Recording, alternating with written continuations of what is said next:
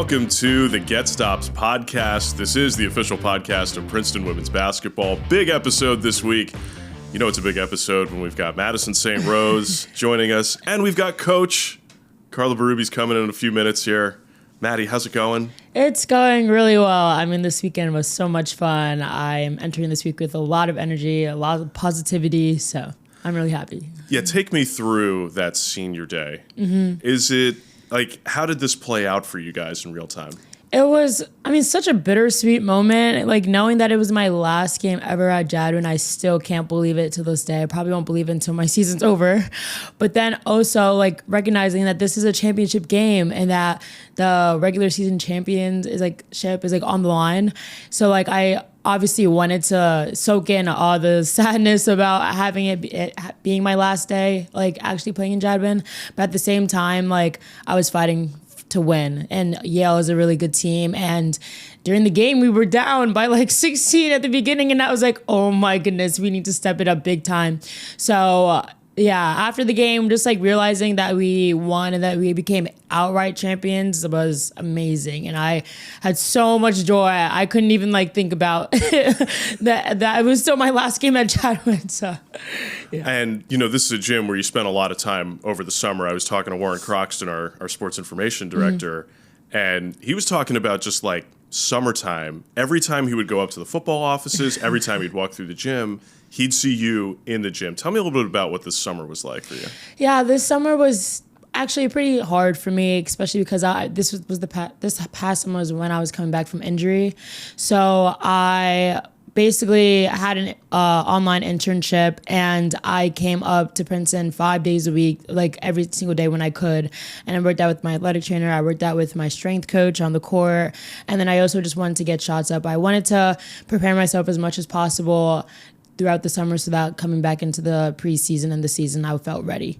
And I think there really is a credit to your athletic trainer, Dave Hicks, and your strength and conditioning coach, Coach Ange, just to get you ready. Because I remember I was talking to Tony Bozzella, Seton Hall head coach, before they came in here in the non-conference, and he was like, if you didn't know Madison St. tore her ACL last year, you'd have no idea. If you didn't actually watch it happen and read the headlines, the way she's playing now, tell me a little bit about the on-court skill development you wanted to go through this summer so you could hit the ground running to start the year. Yeah, of course. I used the opportunity from me being off the court and not really getting to play my junior year as a time for me to develop and grow and see my weaknesses and see what kind of player I want to be when I come back. And I knew that I had so much time to do so. I watched so much basketball. I learned a lot on the sidelines. I learned how to be a leader. So I just felt like I used the opportunity as a way to strengthen myself rather than sitting there asking, why now? Why is this happening to me? I was feeling so good in the beginning of my junior year. So I tried to find a way to make my injury as a positive, as crazy as it sounds. And because I remember watching that in real time, seeing it happen, and just even on the broadcast, everything goes silent, right? The whole room is just in shock, and seeing what it was. But I don't want to focus more on that because it's part of the journey. Yeah. So, and I was thinking about part of the journey this year, going through the Ivy League slate. I think it was the Brown game. He scored 30. When you get into a zone like that on the court, what is that like? I honestly felt unconscious. I was playing and I was like, wow, I feel really good right now. I was so confident. Every shot that I took, I felt like it was just going to go in. It felt good from when I released it. And then at the same time, I just felt like my teammates were finding me because I honestly wouldn't have scored that many points if I didn't get assists from Ashley. She gave me so many assists. Guy gave me assists too. So they were recognizing how good I was feeling, and from them just passing me the ball, giving me confidence to shoot the shot, I felt really good. So, what's the fanciest pass you've ever received from Ashley Chia? Oh my goodness. Honestly, what's so crazy is that I've received more fancy passes in practice than in games. She always does the behind behind the head, behind the back passes in games. I mean, in practice, but in games, I feel like she gives those passes a lot to Liv. Like, I feel like whenever she's like on, jealous? yes, I am so jealous. I'm like, oh my gosh, I want to know how it feels like to get this like fancy pass from Ashley. Because like every single time she does it, I like would be like sitting in the corner or whatever, thinking she would pass me the ball because I'm wide open. All of a sudden, like Olivia's coming out of nowhere. I'm like, how did she see her? And then she's throwing this crazy pass, and I'm like, wow. I mean, I honestly, I expect it. I'm not shocked at this point. I know that she's such a great player and she sees the court so well, but it gets me every time. It's one of the fun parts of covering this team is just like, what is Ashley going to do next? Yeah, exactly. Right? But one of the other real developments with this team this year is the way that Liv has sort of, I guess, taken on the power forward role, right? Mm-hmm. Like, where do you see the most development in Liv's game? Wow, she's just so confident on the court, and I feel like vocally, like she like speaks and tells the truth, and like she's so confident in her defense, and she's our defensive leader, and I feel like she is on the court and she just brings so much energy. And I mean, but that's always how she's been. I feel like last year that was a big part that everyone knew in the Ivy League that's the type of player she was. But then also now, like her offensive game has also gotten so much better, and she's been so confident, just like and so consistent. I mean, I think her field goal percentage is like 50%. Like she is doing super well. So I mean, just seeing the confidence in her, seeing the growth in her, and seeing how good of a leader she is this year, it brings so much happiness to me because I was able to watch her growth from the sidelines and now playing with her. You know, you talk about that leadership element. You know, you're one of two captains on the team this year. I think I'm curious about like what kind of things are you talking about before a game with the team? Yeah, I mean, we obviously talk about the scout. That's a go-to, just reminders of like what we have to do, what we have to bring to this game. But at the same time, I always try to remind us that like the only way we are going to defeat ourselves is if we play bad or if like we like don't give our full effort, because that's the things we control. We can control effort. We can control like how we produce on the court, but we can't control what the refs say. We can't control how the opponent team plays. So I think us just being on the court, staying true to like our game, staying true to what we practice, and going out playing with a lot of confidence, that is the only way how we can. I'm confident that we can win. It's so fascinating with this team this year because you guys are, let's call it what it is. You're an offensive juggernaut, right? Like getting to 70 or 80 points is really not that hard for you guys at this point. Not to say that it was hard years, you know, in your earlier in your tenure, but the focus was much more about defense. Yes. And this year it's like, all right, let's figure out how we can outscore people. So I guess how has that fit with what you want to do on the court? Yeah, I mean, obviously defense is so important because at the end of the day, it does win games. But just recognizing that, you know what, even if our defense isn't the best and we can still be confident in our offense, knowing that when one team scores, we can score and still be in the game, I think that brings us a lot of confidence. Also knowing that, like, everyone on the team and everyone on the court and even on the team is an option to score. Like, I feel like it definitely makes it hard for the opponent team to like scout us, because if they focus on one player, then like that's leaving another player open, and then we see that person go off. So I feel like it's very challenging, and I feel like, I mean, you see it throughout our games like that, like any player at any given time can just go on a heater and go on a run and just cause trouble and havoc for the other team. So. Okay, $1 million question here. It's the question on everybody's minds. Okay. What's your senior thesis on? Okay, so my senior thesis is on athletic performance. Specifically, when an athlete is performing poorly, what kind of motivational mindset are they heading into? Like when they're heading into going into a shot, like a free throw shot, for example, or if like it's like the game's on the line and you have one shot to take and your coach is writing you up a play, like how do you feel going into it? I feel like, I mean, as a basketball player, I have been in many situations like this where I was playing bad, but you know what? Like I still have to execute. I still have to make a shot that like a free throw or whatever when it's a tie game and stuff like that. So I feel like just doing this research and like interviewing or like more like surveying other athletes to see like how they feel in given situations. I mean, I feel like I can really benefit from that. So, I mean, it's kind of awesome that I'm able to do research and then apply it to my life in sports. So. Yeah, that is. Have you interviewed professional athletes about this or just other college athletes? Just college athletes, yeah. That's a really interesting. And you have psychology? Psychology, yeah. Yeah, okay. That's a really interesting one, and I hope that we make this thesis publicly available for people to see. Yes, I think it's gonna be on the Princeton website. That like I think that's when like we're all like senior thesis go. So Oh, great! Well, yeah. when it's out there, be sure to put it out on your social media channels. Okay. That's the only thing we're looking for from you these days. Okay. I do want to get a thought about going into the Ivy League tournament here. This is something you've been through before, playing in these, let's say, do or die games, Yeah. right? What is different about playing in the Ivy League tournament or the NCAA tournament? How is that different from a regular game? Yeah, I mean, when it comes to regular game, you kind of know that like if you lose a game, like you're gonna have another one. Like there's a set schedule. But when it comes to the Ivy tournament and even March Madness, like this is the postseason. Like if you lose, like there's a potential chance that your season can be done.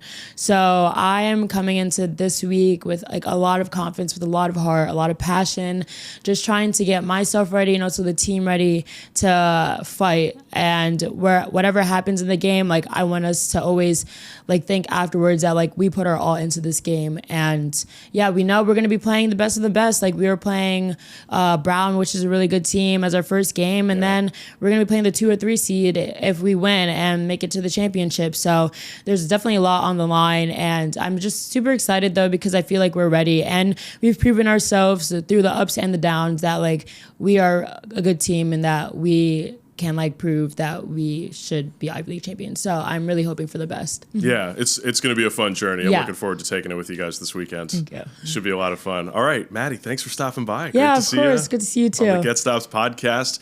We'll be back with Princeton head coach Carla Berube in just a moment. Walk a mile in our shoes, from the classroom to the locker room. Here, our promise and our passion propel us down paths few dare to travel. We venture forward, energized with every step. We defy convention in defining ourselves, pushing to achieve, serve, and lead at the highest level. With teammates, teachers, coaches, and classmates at our side. Together, we are Tigers. Together, we are Princeton. We are back on the Get Stops podcast. Great episode running into the Ivy League tournament. We're with Princeton head coach Carla Berube. Welcome. This is how you know it's a big episode when Coach good to is be in back here, John. studio. It's been a while. Yes. Take me through a little bit of what this senior day was like over the weekend and just sort of the emotions of it, given Taylor and Maddie's importance to the program and then wearing the crown as outright Ivy League champs. Yeah, it was a wonderful day, a day to kind of reflect on their careers, to honor them.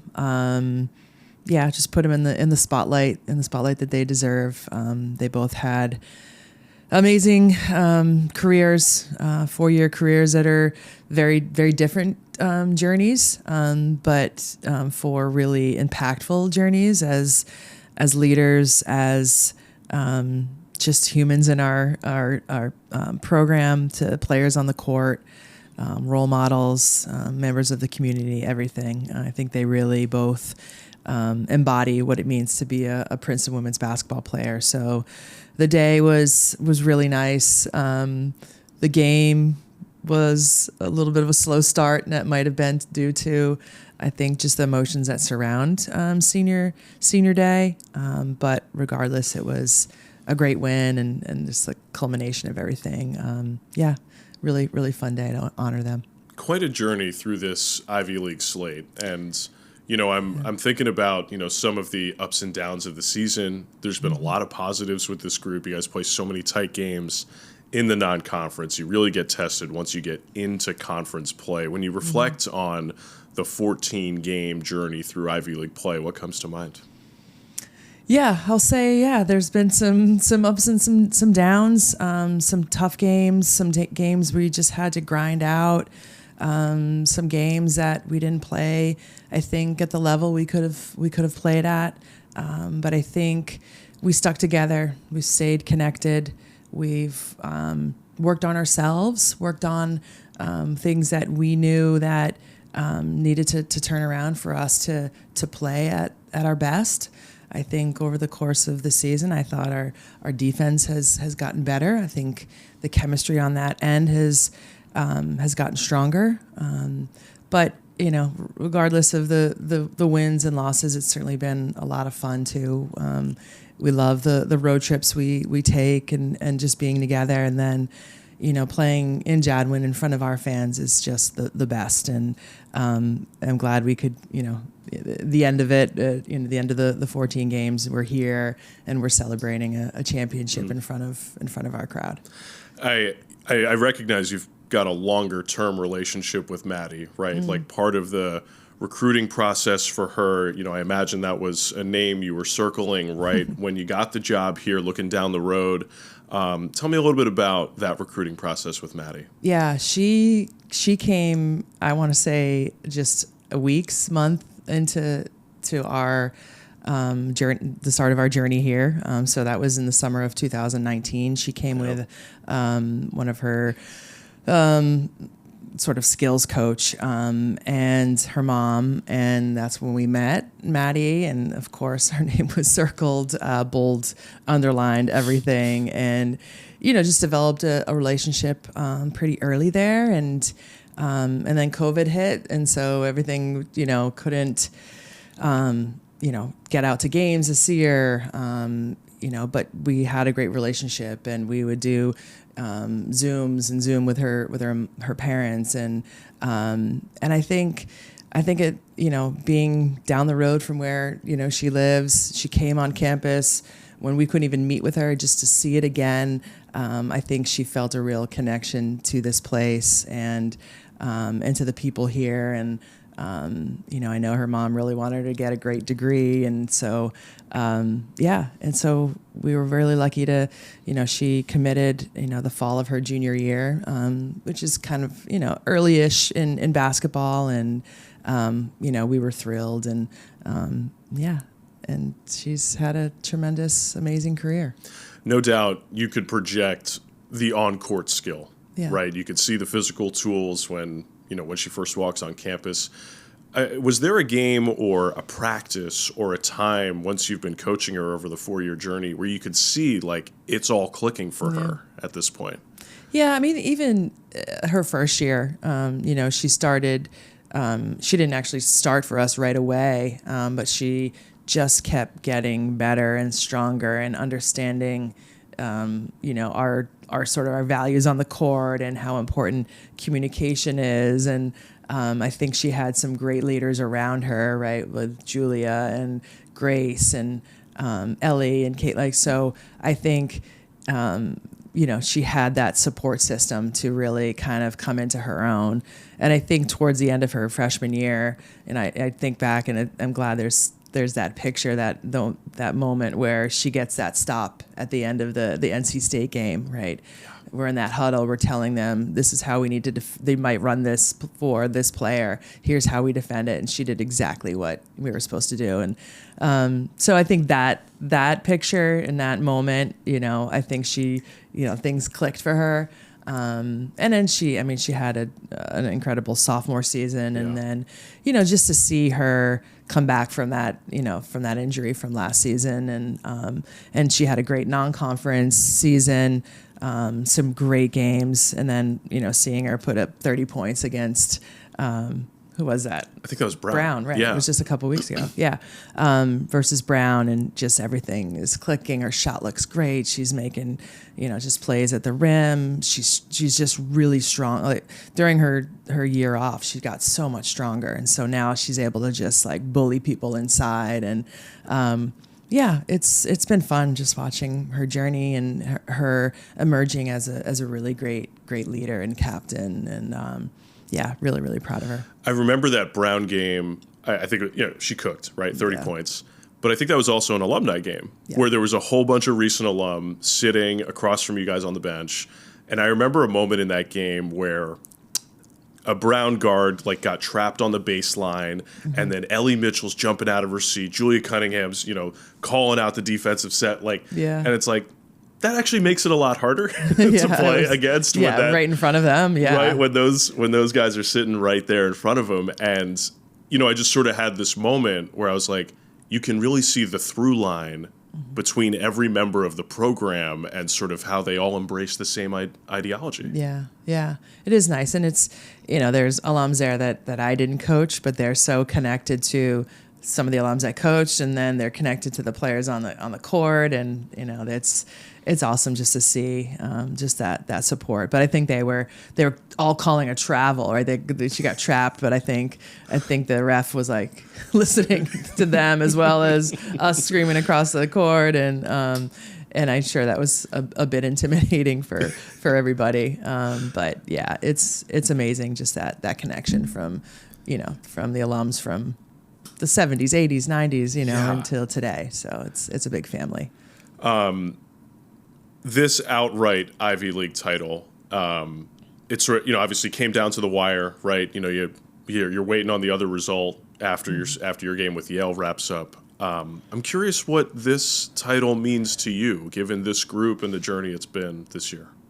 Yeah, I'm just really thrilled for them. I know just how much work they've put into this team, themselves individually, and yeah, I mean, I'm not sure I've been around a team as like connected and close knit, and just the love they have for each other.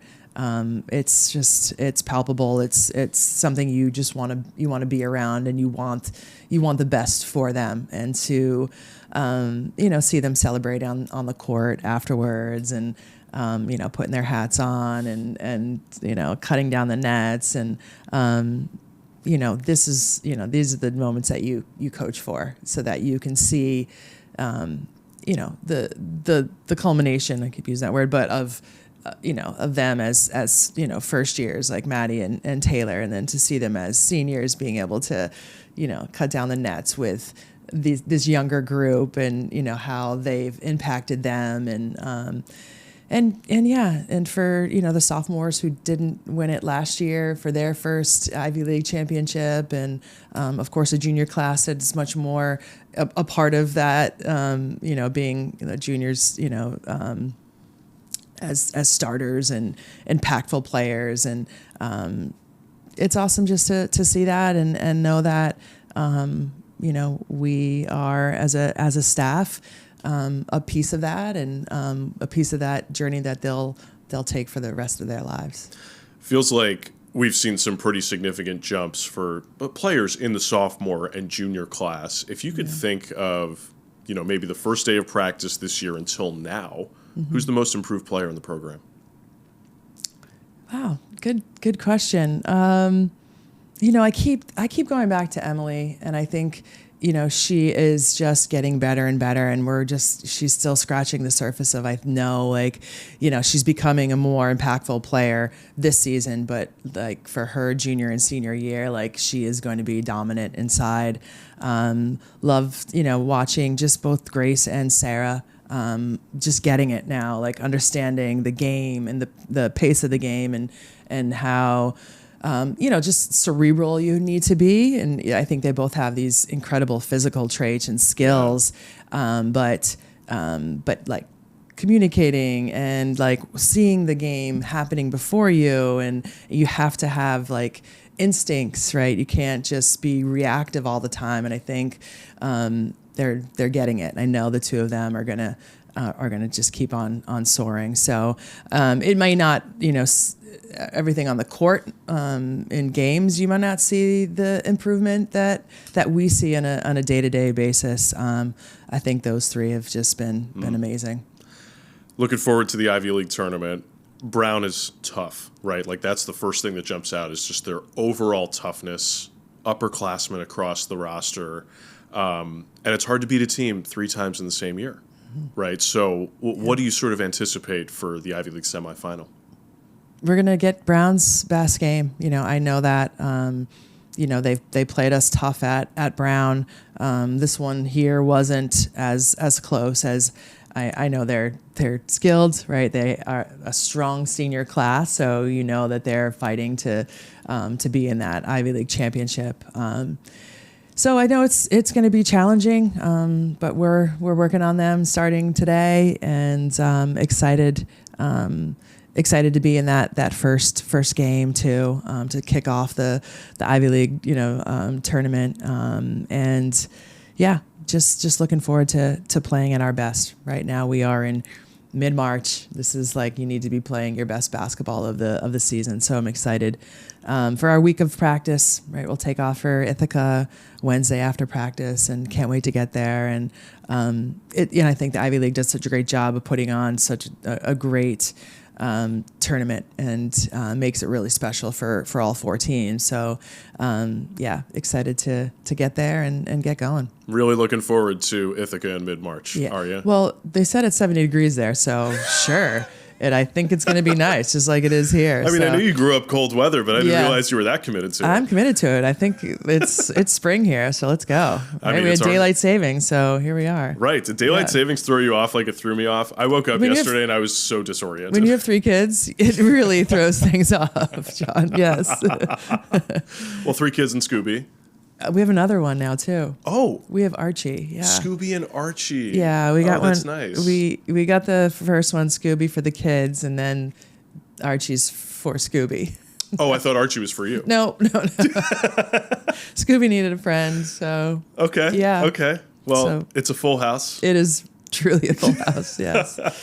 Well, thanks for stopping by the Get Stops podcast. This is the most fun time of year, and we look forward to taking the journey. All right. Thanks, Jon. Our thanks to Head Coach Carla Berube and Madison St. for stopping by the Get Stops podcast. For the latest podcasts from Princeton Athletics, visit GoPrincetonTigers.com/podcasts.